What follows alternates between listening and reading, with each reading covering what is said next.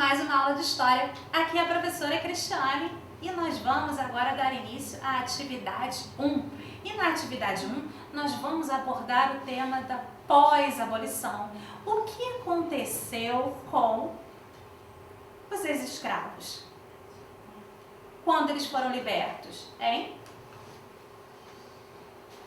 Bom, gente, a coisa mais importante, que está aqui no centro, a ideia que a gente precisa pensar, o marco inicial foi a falta de criação de medidas sociais, medidas de amparo para essa população.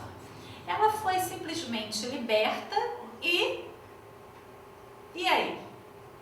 Para onde elas iam? A maioria acabou ficando nas fazendas em que eles trabalhavam porque não tinham opção e nem para onde ir. Não se pensou no e aí? Era só dar liberdade e pronto? Não. É necessário o certo mesmo, seria que se pensasse em medidas sociais, em emprego, o que fazer com essa população. Essa falta de pensamento vai gerar uma série de consequências que nós temos hoje na nossa sociedade. Reflexo disso é o racismo. Um outro reflexo é a desigualdade social. Porque essa população foi simplesmente jogada, sem menor amparo, sem o menor preparo e sem nenhuma medida que dissesse para eles, olha, a partir desse momento vocês vão trabalhar, né, em determinado setor, vocês serão amparados, terão direitos, né, à saúde, terão direitos à educação, direito à moradia. Não existia nada parecido com isso na Constituição de 1824 e nem na Constituição de 1891. Então, não era algo que se pensava na época, né? E aí a gente vai ter uma série de situações em que essa população ela vai se encontrar extremamente fragilizada. Primeiro, eles acabaram segregados. O que é segregação, gente? Segregação é quando esse grupo acaba sendo apartado, separado da sociedade. Como eles não tinham para onde ir, muitos e não tinham condições de se manter, não tinham trabalho, não tinham emprego, muitos deles vão acabar em áreas muito distantes da cidade. É aí que vão surgir as comunidades, as favelas, porque eles não vão ter aonde morar. Muitos acabam indo viver em cortiços.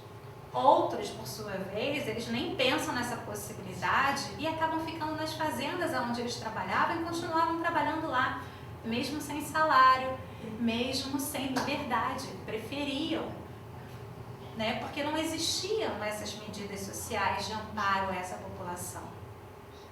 Essa segregação, por sua vez, vai acabar gerando o que a gente entende como o racismo e a desigualdade. Por sua vez, essa desigualdade não é apenas social, ela é também étnica, porque ela faz referência a um grupo específico de pessoas.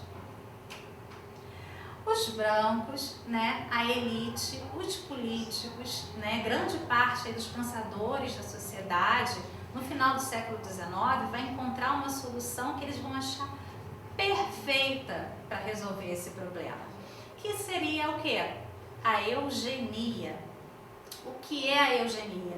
A eugenia é quando se entende, se tem um pensamento que existe um grupo que é muito superior.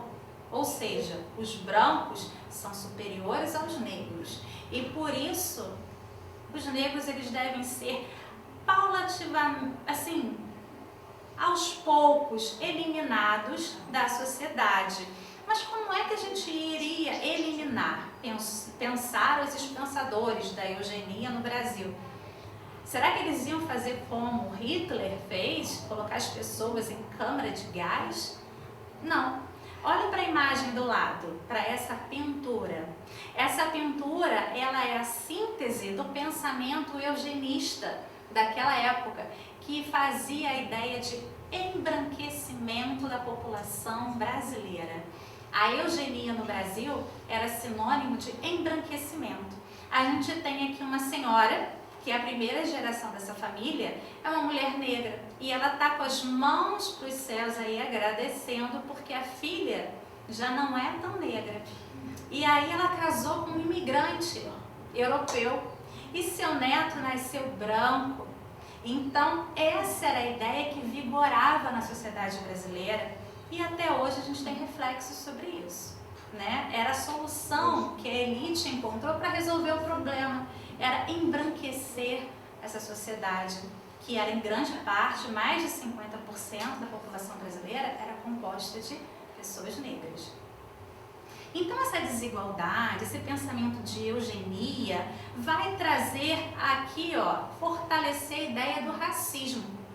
O racismo ele se torna mais forte no século XIX, por conta de vários outros movimentos do século XIX que nós já vimos e já estudamos no 8º ano, como é o caso do etnocentrismo, do darwinismo social, por exemplo. Bom, Gilberto Freire, um sociólogo que viveu no Brasil no início do século, em 1930, vai defender a ideia do mito da democracia racial, dizendo que no Brasil não existe racismo e nem desigualdade entre as raças, né? Que isso seria, na verdade, um mito. Já na década de 60, outro sociólogo chamado Florestan Fernandes, ele vai dizer que essa teoria dele é completamente absurda, que a desigualdade social no Brasil está intimamente ligada à questão étnica. Então, para ele, existe desigualdade e essa desigualdade tem cor. A desigualdade, ela é fruto dessa questão de uma ausência de medidas sociais para essa população que deixou de ser escrava e foi abandonada, gerando então muitas questões como a desigualdade social, como a eugenia, como nós já vimos, a segregação dessa população e, por sua vez, o racismo. Bom, agora a gente tem uma questão das nossas atividades, que é a seguinte: relacione a charge ao texto, respondendo a seguinte questão: a abolição foi o fim dos problemas da população negra do Brasil? Justifique a sua resposta. Nós já falamos muito sobre isso, agora vamos observar a charge. Na charge nós temos vários homens brancos, ricos, numa festa, comemorando a abolição. Viva a abolição! E quem está trabalhando, né? Quem são esses trabalhadores? Observa na charge. E aí, gente? A abolição resolveu o problema dessa população? Nós já falamos bastante sobre isso. Então, gente, tchau. Acabamos, encerramos. Até a próxima aula. Tchau, tchau.